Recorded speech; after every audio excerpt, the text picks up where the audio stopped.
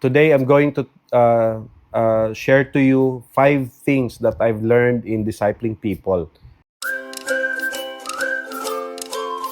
So, number one, discipleship is an endless cycle.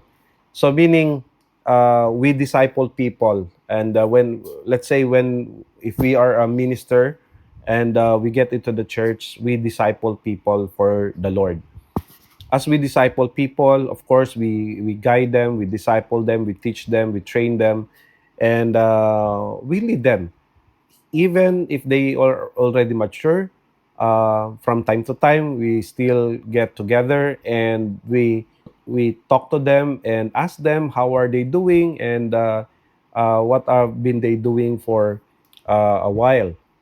So apart from that, if these people are already gone, like for example, they already migrated to some other places, or if our disciples are already leaders in their own respect, they already they are already leading another church. There's another batch that will come whom we need to disciple.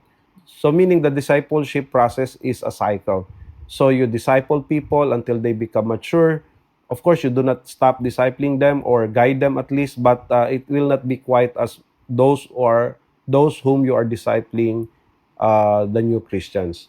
So medyo hindi sila that intensive kung mature na sila.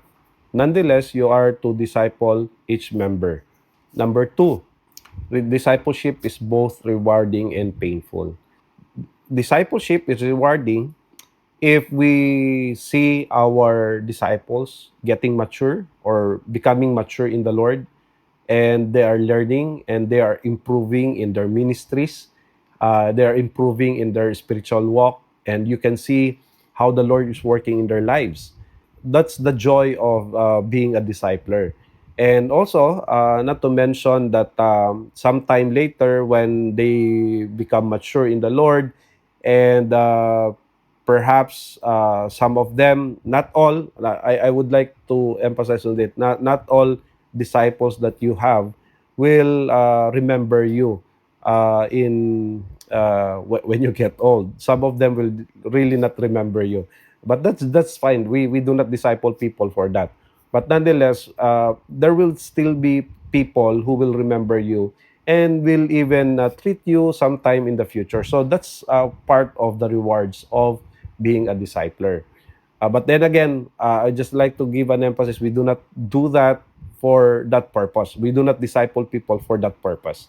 And but again, as I said, it is also painful. Why? Because some disciples will really rebel against you, will rebel against the church, will rebel against God.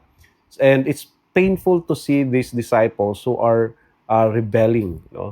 It's also painful to see our disciples not improving in their spiritual life.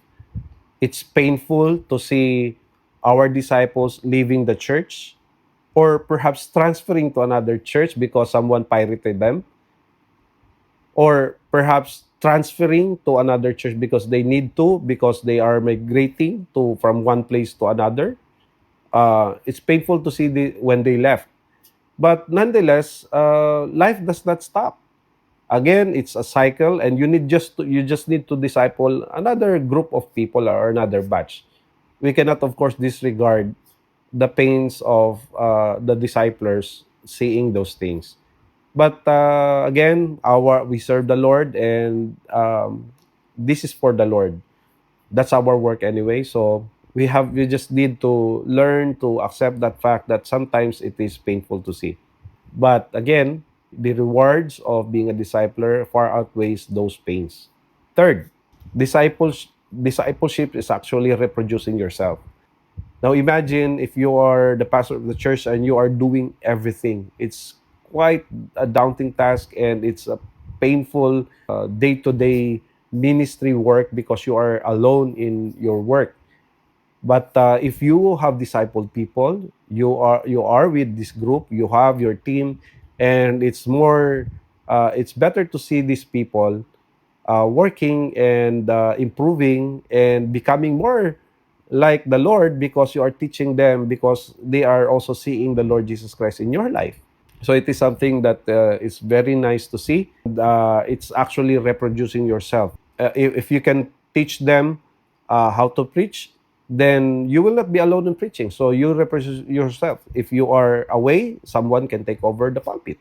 If you are good in teaching, so same thing. If you can, if you disciple people, more teachers, you will have more teachers in your church. So there will be more Sunday school teachers, perhaps, or you will have more discipleship leaders or small group leaders. So it's basically reproducing yourself. If you don't disciple, meaning you are not reproducing yourself, and it will be a daunting task for you in the ministry. Number four, discipleship does matter in church growth. If you do not disciple, you will find church growth to be uh, quite very far away from your site. This is actually based on experience, and you can see that these things that I'm telling you is quite true if you are engaged in discipleship. And if you don't disciple people, of course, they will not get mature. You will not be able to reproduce yourself, and because of that, there's only one person that is working inside the church, and that's you. Now imagine if you have reproduced yourself, the natural outcome is that there will be more Bible study leaders, there will be more preachers, there will be more people who will be able to help you, and you can multiply that effort that you have. And because of that, if you can multiply the effort that you have, you can also multiply the number of people that you can reach out, that you can have a Bible study with, that you can have or build your relationship with. As a result, the natural outcome will be more people will come to know the Lord, and more people can also become a member of your church.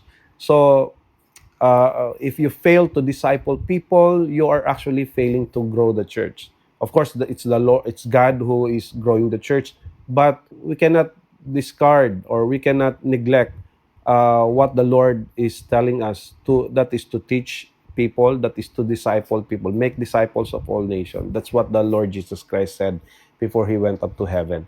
So if you fail to disciple, then we are also failing to grow the church. Number five, discipleship takes time. Yes, discipleship can take a lot of time. In my personal experience, at least you need to disciple someone 2 to 3 years. We are talking about regular discipleship, not just about meeting people every week, but we are also talking about on-the-job training. So, meaning you bring them to the ministry so that you can demonstrate and teach them the exact way how to do things, how to maybe how to preach, how to minister to people, how to lead a Bible study. So, something like that. And doing so can take a lot of time. And how much more if we talk about getting them into maturity, into the so-called commitment. Because people will not commit if they don't trust you, if they don't trust the process, if they don't trust God. But if they trust God, if they trust the system of the church, I mean the how you do things, if they trust you as their leader, of course they will commit. So it can take a lot of time to develop that in someone's heart and in someone's mind. So this is why it needs patience when we disciple people. So if we are patient enough, then our discipleship can be more effective. Now, again, we are talking about 2 to 3 years, but even after that, again, discipleship does not end. You check on them from time to time. You ask them how are they doing from time to time. So that's how we disciple people. I hope that these things that I have learned is something that you can relate with as a discipler. If you enjoyed this video, kindly click the subscribe button, and let's grow together. See you on my next video.